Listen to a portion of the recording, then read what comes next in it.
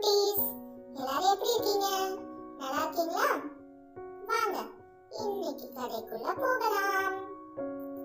ஆழமான கடலுக்குள்ள ஆமையும் மீனும் நண்பர்களா இருந்தாங்களாம். மீனுக்கு ஒரு விசேஷ சக்தி இருந்துச்சாம். அது நிறைய பபிள்ஸ் விட்டு எல்லாரையும் சந்தோஷமா சிரிக்க வச்சுதான். இத பார்த்த ஆமையும் நாமளும் அது போல சந்தோஷமா இருக்கணும், எல்லாரையும் சந்தோஷமா வச்சுக்கணும் அப்படின்னு நினைச்சுதான். இப்படி இருக்கிறப்போ ஆமைக்கு ரொம்ப நாளா பேரிக்காய் சாப்பிடணும்னு ஒரு ஆசை இருந்துதான். அந்த பேரிக்காயும் கடலுக்குள்ள இருக்கிற ஒரு குட்டி தீவுக்குள்ளதான் கிடைக்குமா. ஆமையோட இந்த விருப்பத்தை தெரிஞ்சுக்கிட்ட மீனு எப்படியாவது அந்த பேரிக்காய ஆமைக்கு வாங்கி கொடுக்கணும்னு நினைச்சுதான். இதனால மற்ற ஆமைங்க கிட்டையும் மற்ற மீனுங்க கிட்டையும் அது யோசனைய கேட்டுச்சான். பேரிக்காய் இருக்கக்கூடிய அந்த குட்டி தீவுல நிறைய கடல் குதிரைங்க தான் இருக்குமா. அந்த குதிரைங்கெல்லாம் ரொம்ப கோபமானதுங்களாம், யாருக்கிட்டையும் பேசாதான். இப்படின்ற விஷயம் மீனுக்கு தெரிய வந்துச்சான்.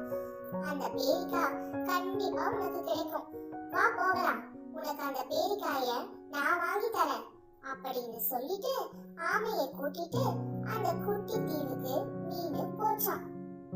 அங்க போயிட்டு கடல் குதிரைக்கு முன்னாடி இப்படி அப்படின்னு சொல்லிட்டு வேஷம் போட்டு சில கிறுக்குத்தனங்களையும் பண்ணி கடைசியில ஒரு வழியா அந்த கடல் குதிரைங்களை சிரிக்கவும் வச்சிருச்சான்.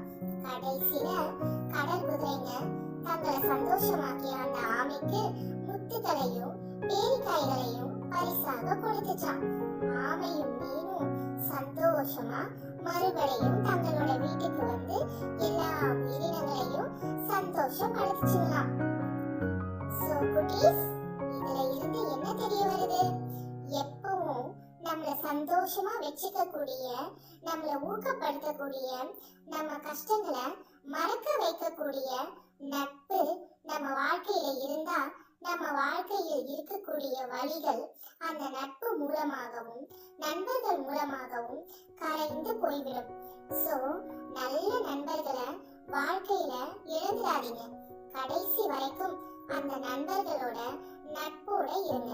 சரியா? ஓகே, பாய்.